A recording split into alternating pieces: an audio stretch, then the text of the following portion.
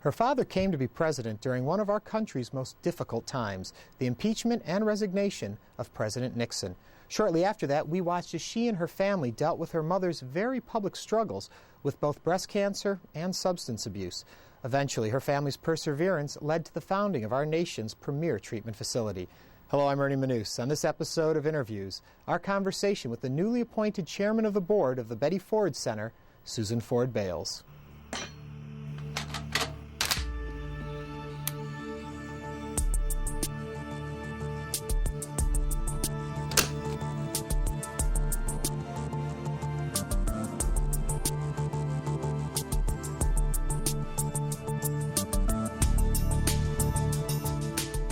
Do you think you lose anything growing up in the public eye?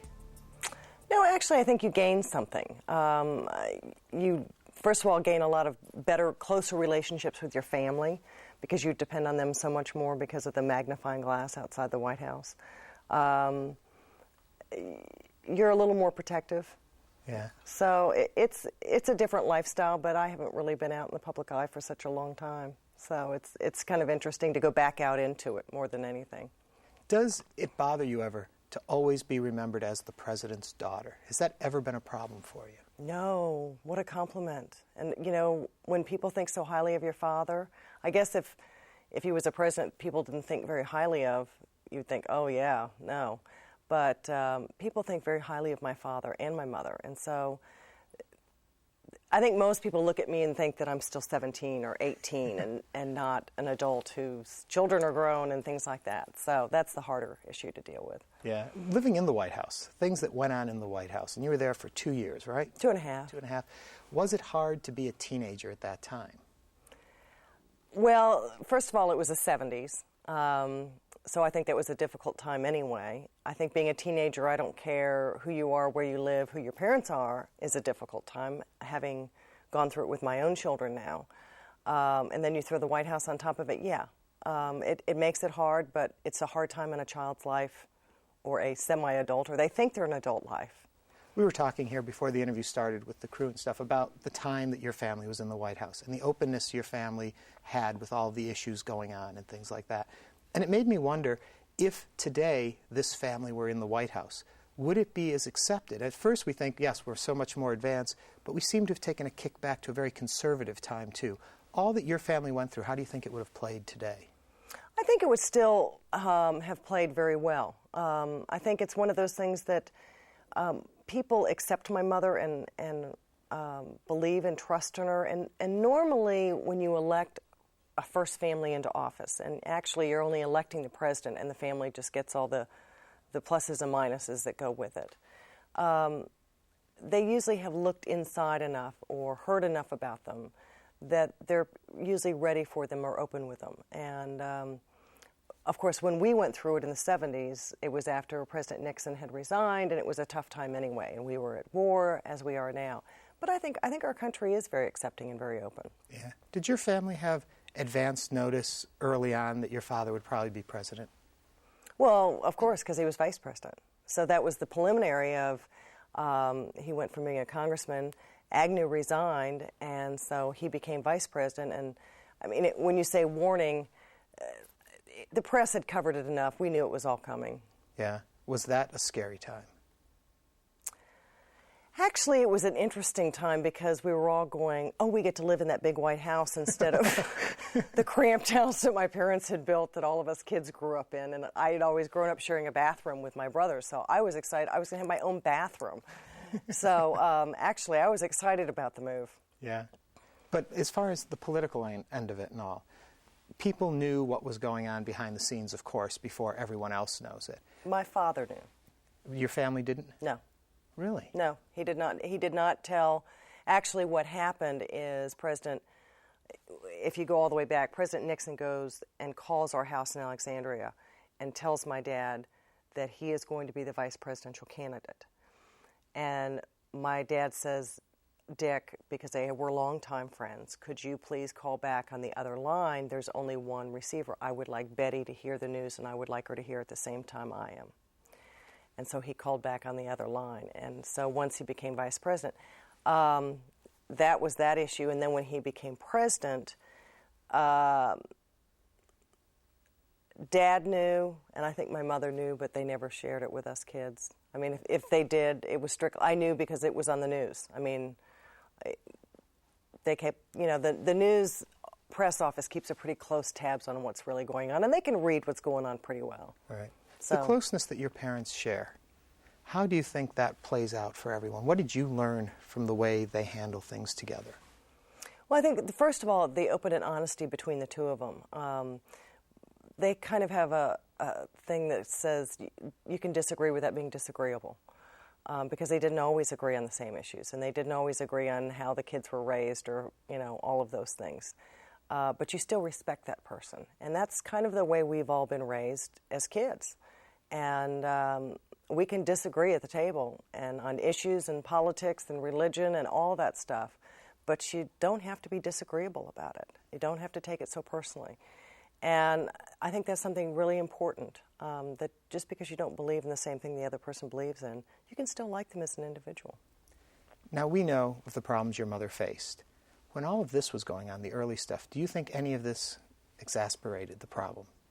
The fact that going into the White House, all of this public attention, the vice presidency, all of that, did that aid in helping the problem for your mother get bigger, do you think, or didn't it have anything to do with it? Well, if you're referring to the breast cancer, no. Well, That really has nothing to do. If you're referring to the drug and alcohol, no.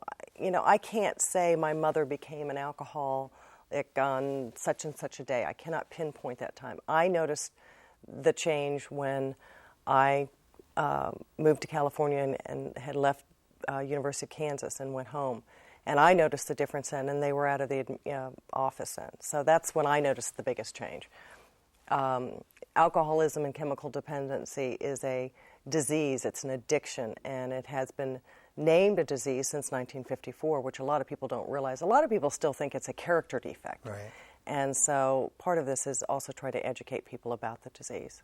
What about triggers, though? Are there triggers that set these diseases in motion? Well, alcoholism, or I should say addiction, is a disease like diabetes or asthma. It's a chronic disease. It's a lifelong disease. And there is no shot, there is no pill that you can take that's going to eliminate it.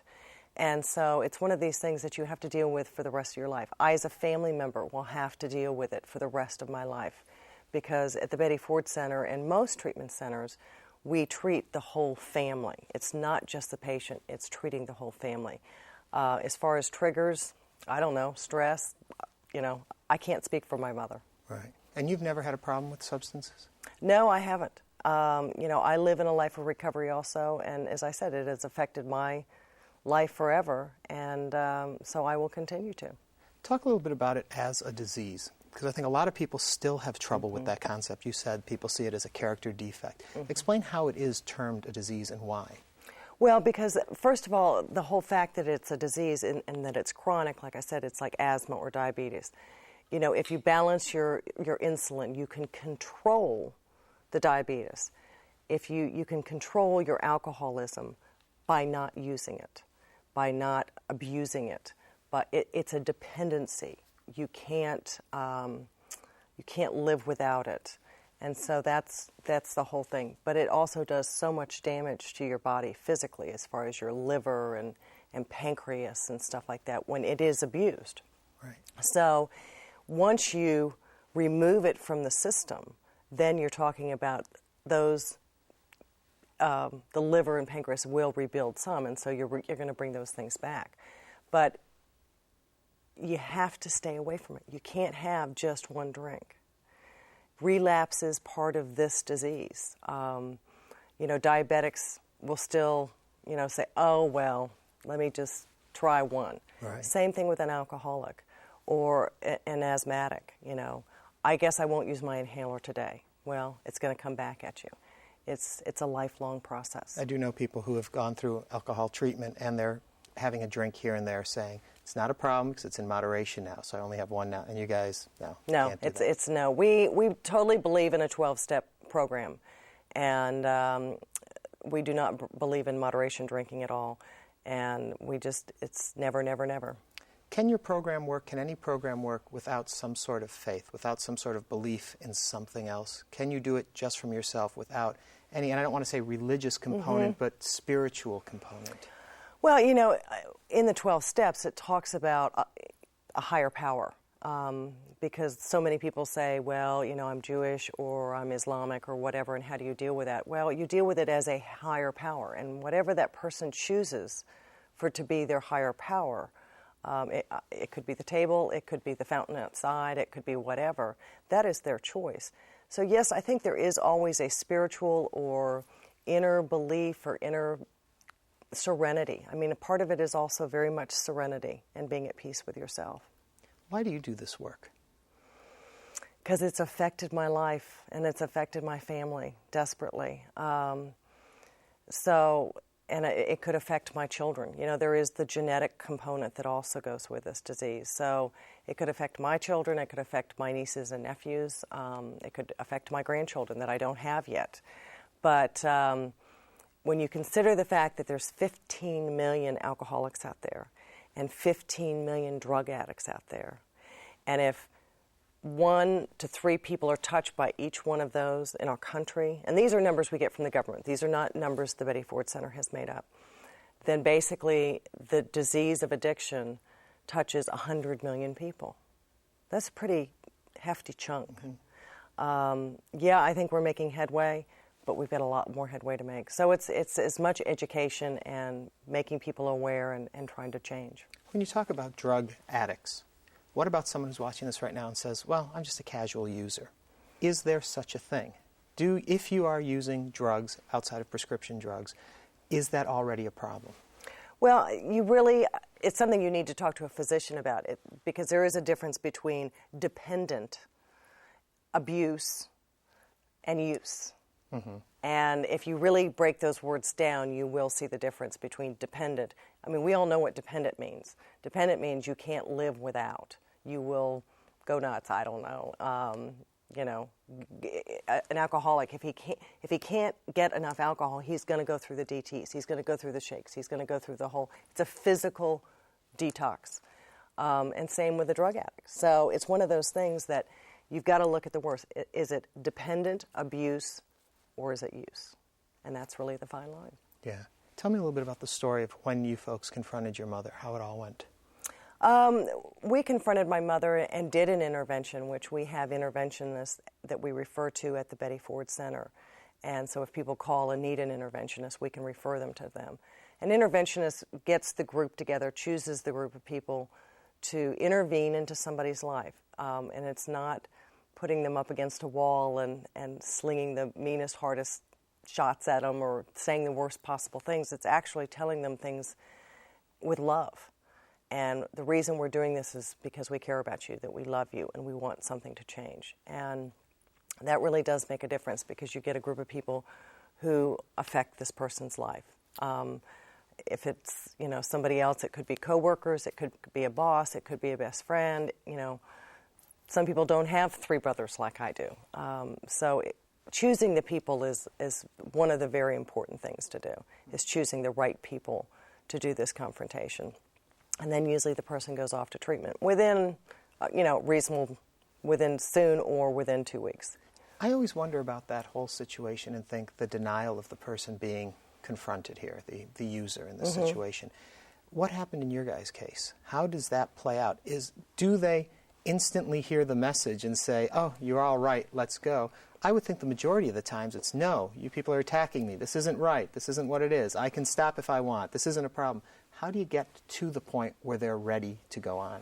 Well, I think, first of all, it all depends upon the patient and what stage they are in their use, abuse, or... So they are ready to quit, realize they have a problem, but they don't know how. So that would be your easier scenario of somebody. There are scenarios, and I have friends and acquaintances who have gone in, done intervention, and the person gets, like you're saying, very attack, and I don't need this, I'll come to you, I'll tell you when I need help type thing. So you got to let that go, but you tried. There's hope. And it may take another intervention 6 months from now, or 8 months from now, or 2 years from now, or whatever it is. But the point of the whole thing is there is hope. and you don't keep giving up. You keep trying and you keep working towards the goal, which is to get them clean and sober. Do you run the risk when you're doing that, though, of turning them away from you? If they Absolutely. feel like every time the group is coming together, they're going to attack me, Absolutely. so they... Absolutely. What do you do to try and safeguard against that? Well, at the same time, turning against you really can almost work to your advantage, because one of the things that people will do is say, if you don't get help, you have to have a back door out. I'm not going to come see you anymore. Until you're clean, until you're sober, I really can't have anything to do with you. That's a pretty strong statement to somebody. That's really standing your ground. But you can't make that statement without following through on it. You can't say it and then go have coffee with them 2 weeks later. Right. You need to make that stance and stick with it. And so that's where an interventionist is very good in helping you make that back statement. Okay, so if they don't go, what's going to be your stance? And don't make a stance that you can't live up to. And so that's really where they come in as professionals to help you get that going. Did your mother hear the message immediately? She heard it immediately. She was ready to go. I think she saw all of us as a group and was like, "Oh, I'm going to lose this battle, no matter what." Yeah. Was there any discussion between you and your siblings, your father, about doing this in such a public family? Was there a concern at all on that level? If your mother goes into drug treatment center, that will make headlines. Was there any of that concern, and how does a family in the public eye deal with something like that? No, because I think her experience with breast cancer actually taught us a lesson in the sense of look at the difference we can make, look at the positive difference we can make, look at the impact we can make on women. Of course, with breast cancer, it was women. With drug and alcohol, it's the population no matter. I mean, it's men, women, children, family members. So you looked at it and you just went, we can make an impact and a positive impact. Let me take it back to the breast cancer for a little bit and ask this way of asking the question. Had your mother not made it through, could all the attention on breast cancer been more detrimental? If such a public family had come forward and said, we have someone here who has breast cancer, we're going to do everything, and she didn't make it, would that have pushed the fight back? Have you ever thought about it from that I haven't thought about that. That's kind of an interesting way to look at it. God forbid. I think you still could have turned it and made something positive out of it, only because hers was stage 2. She did have lymph node involvement. So you could have turned it in the sense of, if it had been found earlier, right, we wouldn't have had this happen. And actually, when you consider the fact that hers was stage 2 and there was lymph node involvement, she probably shouldn't be alive. She was lucky. Really and truly, she was lucky. So, because you got to remember that's almost 31 years ago, and we don't have the research that we did then. So, that's really the whole thing. But you could turn around and say that's the whole point of early detection. That's why early detection works. Right. And that's why, we don't have the silver bullet. We don't have the shot. We know genetic testing, but that affects a small group of people. That's why women still have to do monthly self-breast exams. That's why women still have to go get mammograms. We don't have the answer yet. How do you get past the fear for women who say, I don't want to check because I don't want to find something? It's nice to live in this place where I don't check, I don't know, it's okay, I'm going to be fine. How do you get them to realize you've got to do it, and if you find something, it's not the end? How do you get them? Well, I personally can tell them only because I've had biopsies, I've had MRIs. I mean, they have found things that have turned out to be nothing. But the process of getting through all those tests to find out that it is nothing was several months, and I was scared to death. So, I mean, I can say, let me tell you what, it's a lot easier to find something and have them discover that it's nothing than to go through not knowing. The fear of not knowing is, to me, extremely, it's horrifying. And fear, I still think, is one of the biggest issues that women have to deal with in this disease. But I think part of it has to go back to the whole fact of we're a physical group of people. Breasts are important to women. They're important to men. And I'll never forget, years ago, I had a man call in on one of the radio shows and say, I didn't marry my wife for her breasts. A lot more women need to hear that. Yeah. So that's the sad part of that disease. How did your mother find out where she was? Was it through a doctor's exam? It was in a doctor's exam, routine physical. How did that play out in the family then? I know that your parents must have discussed it and whether or not to go public.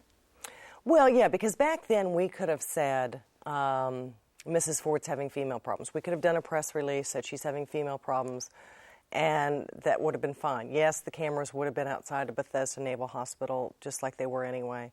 But the press was not as interrogating as they are today, I guess. People forget what time that was. Yeah, we're talking 1974 or 5 or whatever it is. So that the press would have accepted that. They wouldn't have asked, what are her female problems?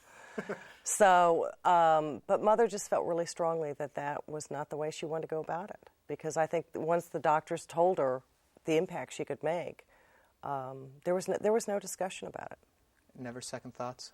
Never. Mm-mm. Were there points where you look back at some of the things that did go on in the White House and have second thoughts about stances, things like that came out from the family point of view? Or are you pretty much at peace at how everything played out? I'm very much at peace at how everything turned out.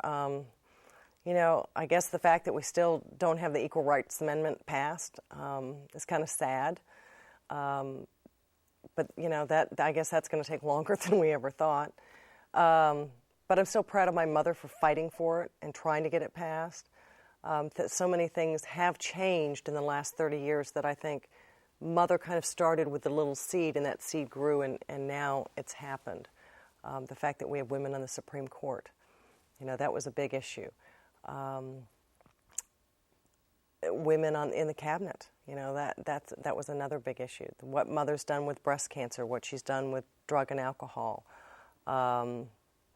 I mean, it goes on and on. My dad's pardon. I mean, that's even proved itself by Bob Woodard writing an editorial about, you know, Jerry Ford knew what he was doing 30 years ago. We didn't, and we second-guessed him.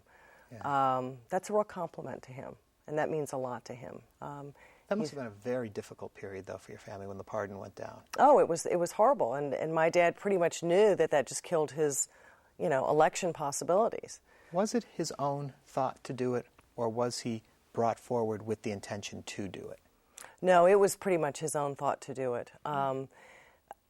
Because I would say there was very mixed emotions and opinions within the staff as to what he would do. And he listened to them all. But I think at the end, he truly made what he felt was the right decision.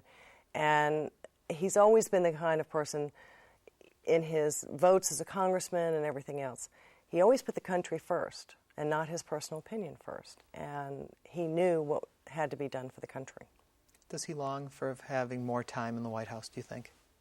No, I still think if they offered him the Speaker of the House tomorrow, he'd take it at 91 years of age. That's all he wanted to do. He just wanted Tip O'Neill's job. So that's all he ever wanted, was Speaker of the House. Yeah. What do you look to do for the future now?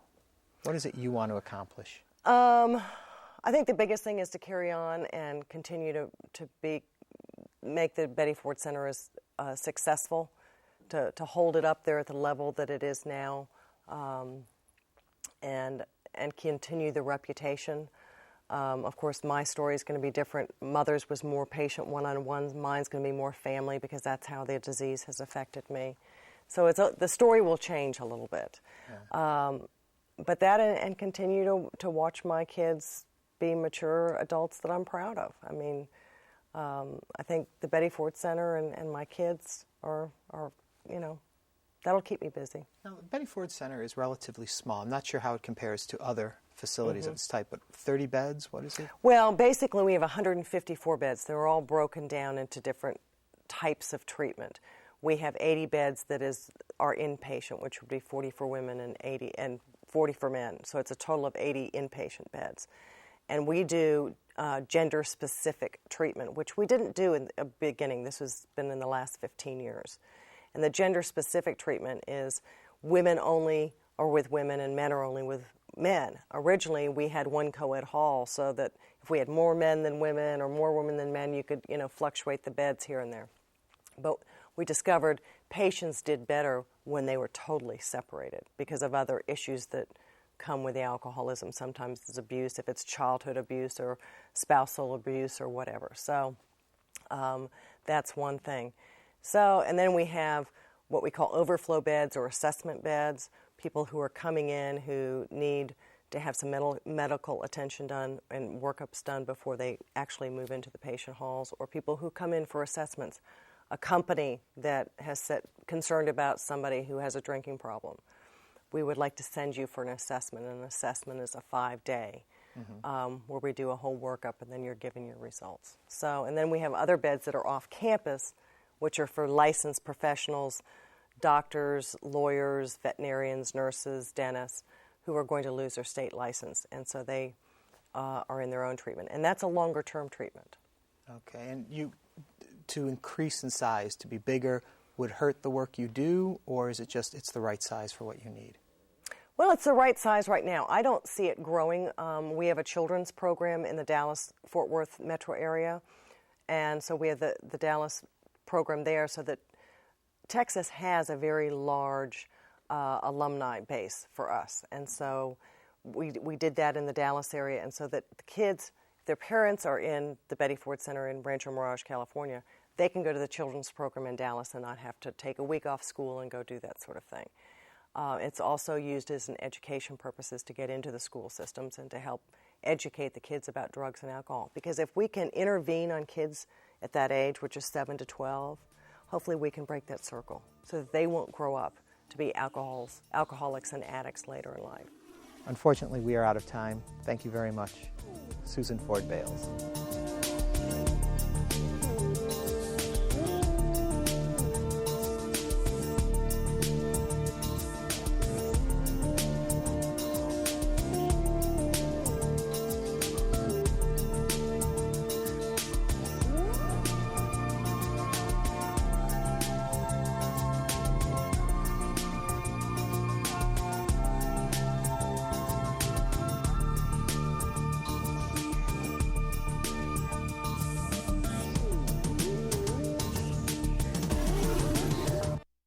To order a transcript, call 866-652-3378 or send $6.95 to the address on your screen.